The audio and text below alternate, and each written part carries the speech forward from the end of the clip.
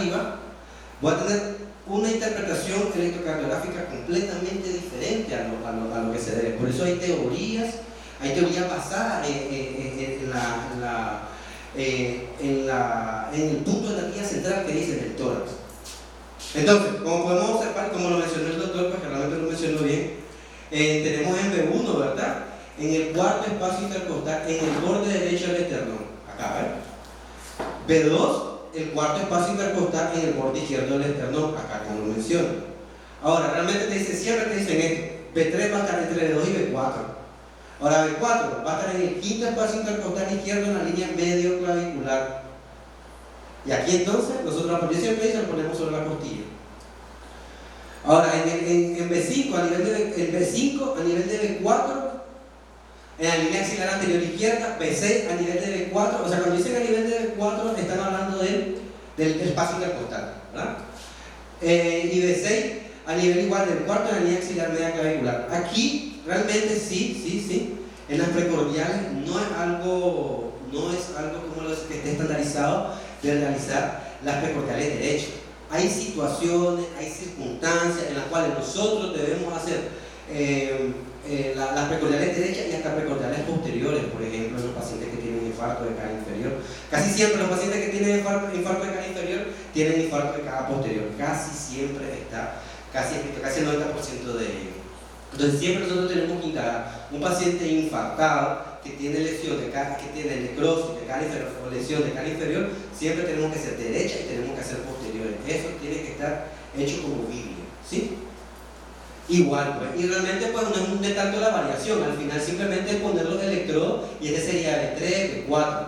Y también siguiendo, si nosotros podemos seguir hasta la parte posterior del lado derecho y hasta la parte posterior del lado izquierdo. Igual, siempre viajando en el mismo espacio intercostal, pero vamos en la línea axilar posterior, la línea media clavicular, escapular, perdón, y la parada vertebral. Ahora, aquí vamos a entenderlo un poco, ¿verdad? Porque quiero que tengamos bastante claro esta parte del papel. Nosotros utilizamos en el electrocardiógrafo un papel especializado, ¿verdad?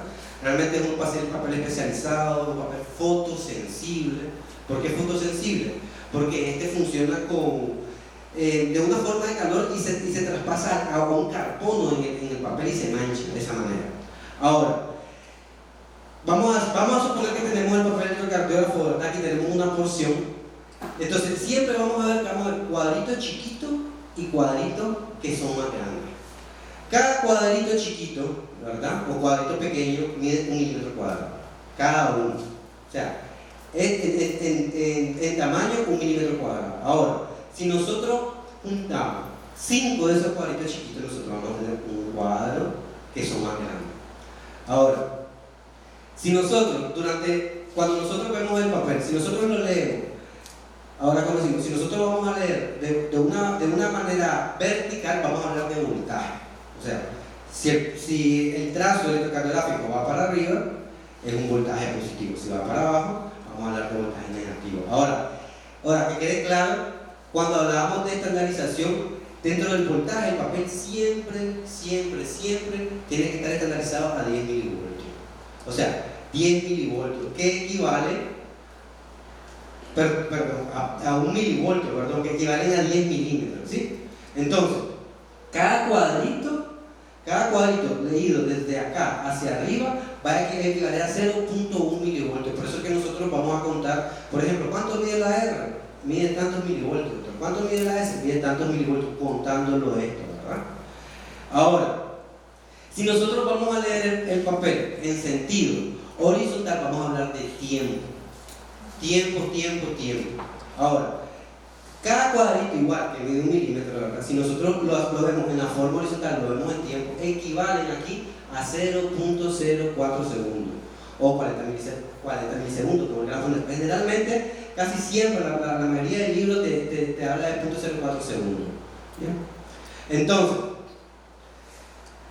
ahora, ¿estamos claros con eso, verdad? Entonces ya sabemos que si va para arriba, ¿qué es?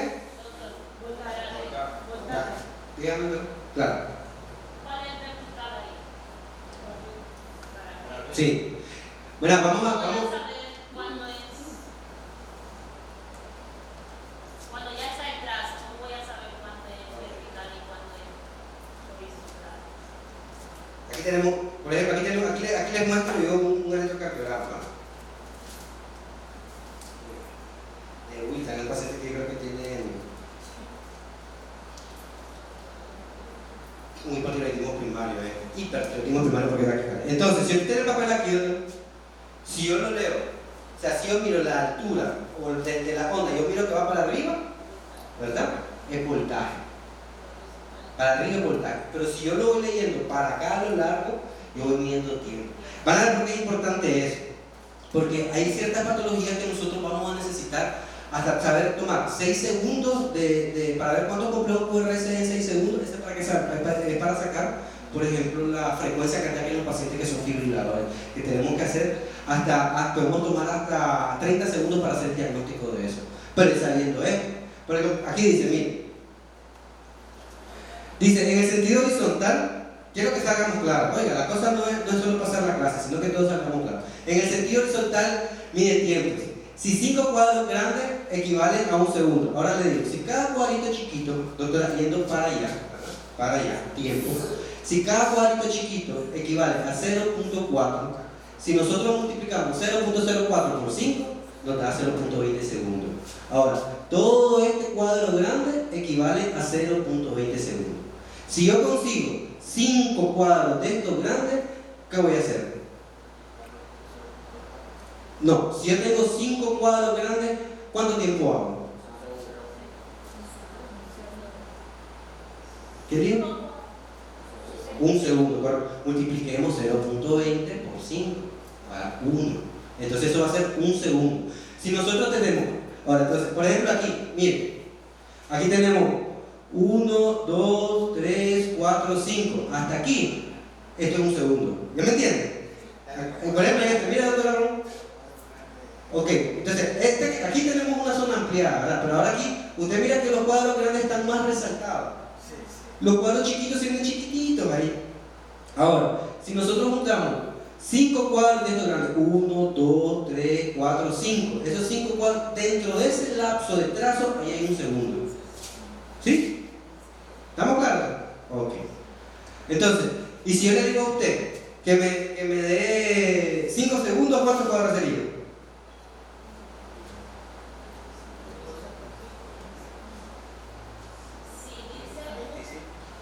Si 5 cuadros son 1 segundo, para que yo tenga 6 segundos, ¿cuántos cuadros son? 5 por 6.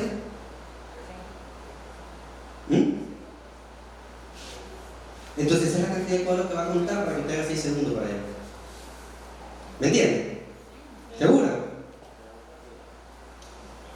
¿Alguien más? ¿Estamos claros? ¿Tenemos claro? Yo creo que tengamos claro esta parte porque es muy importante saber esto. Porque de esto nosotros vamos a darnos cuenta, o sea, cuánto mide un complejo QRS, cuánto tiempo mide un PR, cuánto hay en elevación de un segmento de ST. O sea, esta es la pauta importante para saber mucho el diagnóstico del electrocardiograma. ¿Ya? Porque, por ejemplo, el infarto se dice que tiene que ser, depende de los vectores y depende si es para una mujer. Arriba más de 0.1 milivoltios de elevación en un segmento de ST, y a veces es poquito. A veces es poquito. Y si nosotros no sabemos, usted le va a decir, no, va de alta. ¿Ya? Y el paciente ya va a ir tostado, infartado, hecho cardiogénico. ¿Por qué? Porque no detectaron un infarto. Y mucho peor si es un paciente diabético que no siente dolor, solo te llegó por disnea, solo te llegó por algún otro problema. El doctor Guillén nos puede decir eso, los pacientes diabéticos no sienten, muchos de ellos, la mayoría, no sienten dolor al infartar. Te va a llegar disneico, polinéico, y va a decir, tal vez una neumonía, puedes ocultarlo, le quitas crepe y te va a decir, bueno, sí, tiene crepe, pero está haciendo una falla cardíaca. Entonces ya la gente empieza y dice, no lo va a hacer. Entonces todo paciente diabético que te llegue cansado, lo primero que hay que hacerle es electrocardiograma. Entonces, estamos claros, ¿verdad? Un cuadrito chiquito, 0.04 segundos. Ya, 5 cuadritos chiquitos formamos un cuadro grande. Ese cuadro son 0.20 segundos. ¿Sí? Ahora, esta es la parte. Le hemos dicho que nosotros por voltaje vamos a estandarizarlo a 10 milivoltios. Perdón, a 1 milivoltio, tengo unos 10 milivoltios. Son 10 cuadritos, 1 milivoltio, ¿verdad? Entonces, todo esto de aquí para allá, que son 10 cuadritos que equivalen a 2 cuadros grandes en altura, son 1 milivoltio. Un cuadrito, 0.1. La velocidad 0.4, 5 0.20 y la velocidad estándar que tiene que estar Por eso les pregunté, aquí la primera respuesta los muchachos no tuvieron del quiz. La primera respuesta que era la primera pregunta fue, ¿cómo estandarizamos un papel de registro o un registro electrocardiográfico? Así es, 10 milivoltios a 25 milímetros por segundo. ¿Entienden? Entonces, si un papel, lo primero que te van a ver es un electrocardiograma, aquí está, en esta zona sala. Si nosotros miramos que tiene, se mira alto a 10 cuadritos, entonces aquí tenemos la estandarización del voltaje. Y aquí arriba lo dice auto, 10 milímetros y aquí abajo tenemos la velocidad, 25. Hay situaciones que realmente nosotros podemos cambiar el voltaje del papel. Pero ese ya cuando tenemos algún conocimiento, nosotros miramos a un paciente que nosotros queremos aumentar el voltaje, por ejemplo, para ver, porque hemos visto, hemos tenido la experiencia de que hay, por ejemplo, al aumentar el voltaje, las ondas que no se miran y podemos ver que tal vez el paciente se estaba fibrilando, ¿ya? O los pacientes que tienen alteraciones del tórax, que hacen microvoltaje, los pacientes con EPOC, los pacientes que tal vez tienen taponamiento cardíaco, porque ese es uno de los criterios de taponamiento cardíaco, microvoltaje. Nosotros aumentamos el voltaje para ver, podríamos hacerlo, hay circunstancias, pero lo ideal, todo el electrocardiógrafo tiene que estar estandarizado a 1 milivoltio, que son 10 milímetros, y a 25 milímetros por segundo. ¿Estamos claros con eso? ¿A cuánto tiene que estar estandarizado?